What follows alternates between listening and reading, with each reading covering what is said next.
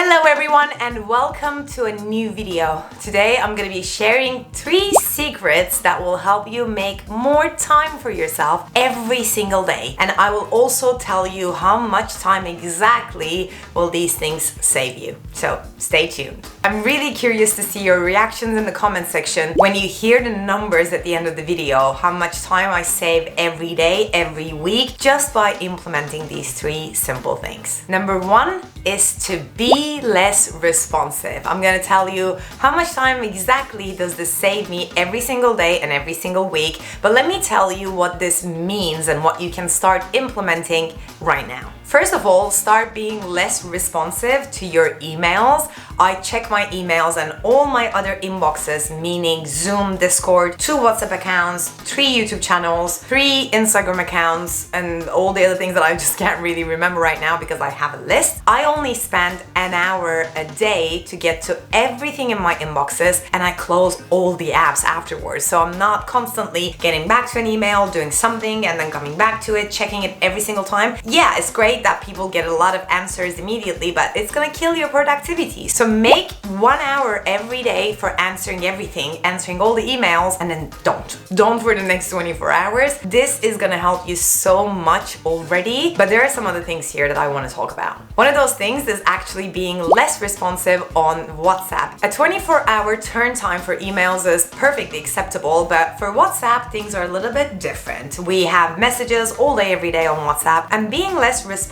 on WhatsApp is a little bit trickier than emails because the expectations are really high there, right? For that, I actually made a dedicated video. It was the previous video, so I'm gonna link that in the description box as well as the cards. You can watch it after this video, but being less responsive on WhatsApp while still being connected to your friends and family and all your clients on WhatsApp is gonna save you incredible amounts of time. You're gonna see. I'm just this close to revealing the time it saves me. But before that, I have 2 more things that I need to talk about in this being less responsive word, and one of them is calls. I love keeping my phone on do not disturb, and in that previous video I told you that you can set do not disturb in a way where if the same number calls you back to back 3 times, it will block the do not disturb and they can actually reach you, and this is perfect for emergency situations. But other than that, I don't take all the calls. I am not a doctor. Oh, that's a TV show thingy. Anyway, I don't have to be reached out at all times, right? But I have set call hours. I have set hours for my success calls with my one-to-one coaching clients. I have meeting slots. I have, errands calls or admin calls or team calls and all of that stuff. They're set. And I have communicated these hours with everybody that calls me pretty much on a regular basis, so they know when to call me. Otherwise, also they can leave me a voicemail or send me a voice message over on WhatsApp, and I will return their calls when I'm giving a break. This is the killer, right? If you don't have set call times, answer your calls or get back to your calls whenever you give a break, which should be every 1.5 hours anyway. And the last thing about being less responsive is about the people who live with you. With COVID and with working from home, this just became a massive distraction, and it just kills productivity altogether because your concentration is ruined and it takes time to get back into that focused mindset, right? So for me, what we figured out with my husband is, first of all, we both work from home for 3 years at this point, more than 3 years actually. So we started implementing this within the first 6 months when we realized when we're both working from home and we can just go into each other's offices and, say something like, did you order the dog's food or whatever, it wasn't really working. So what we did is, and I know this will be crazy for some of you, but we have a meeting slot every Saturday to tackle these household things. And the rule there is just this question: would you pick up your phone and call me for this particular subject matter if I was working in an office outside of the house?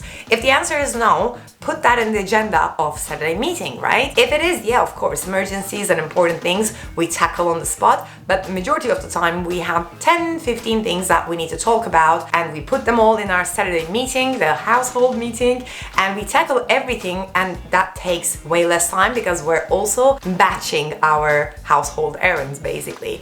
It is incredibly useful if you're living with adults that you need to talk about certain things. They're not urgent, but you need to talk about these. Just set a time to talk about them every week once, and you'll save so much time. That's it. So let me tell you how much time just being less responsive saves me every single week. I'm spending 1 hour a day for 5 days, my work days, on emails and inbox management, which is 5 hours, plus that 1 hour meeting on Saturdays with my husband. So I'm spending 6 hours right now to respond to people about things, right? If I took all the calls and, texted on WhatsApp all the time, checked my emails every time, I would pretty much be spending 4 hours a day during those 5 hours, and I'm not even counting the weekends, right? So it would be about 20 hours. I'm not counting the WhatsApp, answering messages and the calls, because I do these during my breaks anyway, so they would be break times anyway. So this means I am saving about 14 hours a week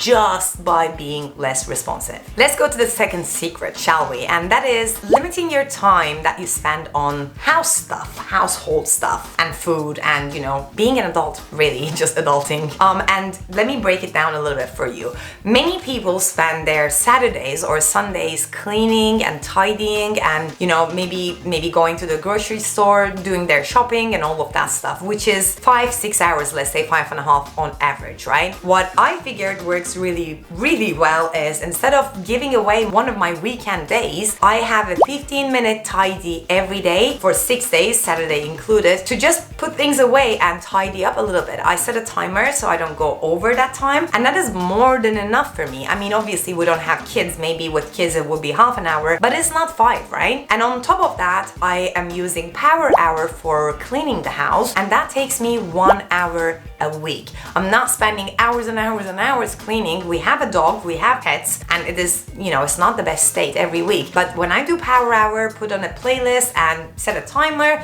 it's done in an hour generally. And before I tell you, let's dive into the other 2 things that save us so much time as well. One is meal planning. So we don't think about our meals every single day. We just sit down once and plan the whole thing for the week. And online shopping for our groceries. We never go to the grocery store. I mean, with COVID, it hasn't been safe anyway, but I really believe that the time spent in a grocery store is wasted time, really, because online shopping, first, is quick. You don't have to do the whole travel and walk around in the aisles and whatnot. And second, it will make you spend less money because you're not gonna see something and want something, right? It's much better in terms of money saving as well. So combined, I'm spending 2.5 hours a week for the cleaning stuff, and the meal planning and the shopping, my husband does those, so he spends about 1 or 2 hours a week doing that. But I'm just gonna talk about my stuff because, this is the reality of my life. I'm spending 2.5 hours a week. Otherwise, I would have been spending probably 5.5 hours just for the cleaning and tidying on the Saturday, which means I'm saving about 3 hours just with that. You do the math about the meals part. I think that's another 3 hours at least that you're wasting on top of this. Okay, we're gonna talk about the last one, and then I'm gonna reveal how much time I save in a day by these 3 things. And the last thing is increasing your awareness. And you're gonna be like, increasing awareness about what? About time, about your time, how you use it basically. So first of all, understanding how time passes so that we can use it better and do things a little bit faster if they can be done faster. And for that, I have a phone app that I would love to recommend. It's called Chime. It's iPhone only, but I know that there are other versions on Androids, and that is basically an app that chimes every whatever time you set it to. Mine is every half an hour, and I'm aware of time passing, which means I approach time as I approach money. It's a resource, I need to make the best of it. And the other thing is, you can never put time back, so you have to treat it a little bit more important than money actually, right? But the other thing about increasing time awareness is actually putting in a calendar what you currently spend your time on. I did this before on my other YouTube channel with my subscribers as an experiment, and it was incredible to see that. We literally tracked every single minute that we spend on a week, and I then did some analysis to see what is the average wasted time. And when I say wasted time, obviously we put in all of our breaks, all of our chill time, rest time, everything. It's not like productive time. It's about the time that we know what we're doing. What I'm talking about, the time that we didn't know where it went, right? Like,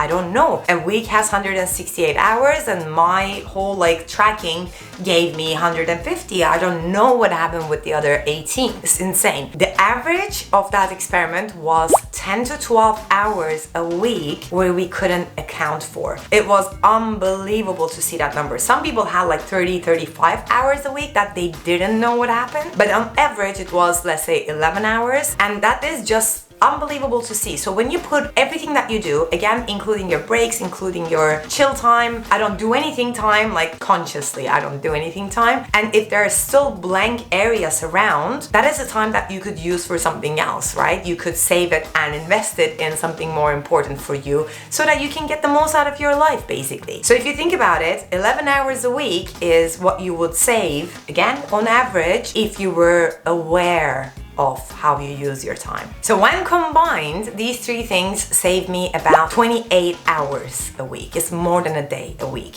And when you divide it by 7, including Sunday, it's 4 hours a day. I mean, in 4 hours, I just filmed 6 videos, right? It's insane to think about that. So if you're ready, if you're up for it, and if you wanna get more out of your time and make time for yourself, reading, spending time on your hobbies or whatever else, these 3 simple things will change the game, I promise. Let's recap. Be less responsive, spend less time on housework and make nice processes for that, and increase your awareness about how you use your time. That's it. If you need help about understanding where your time goes and to plan a week that is your week of winning, which is a week that you get the most out of your time, make sure that you check out my mini course that I'm linking in the description box below.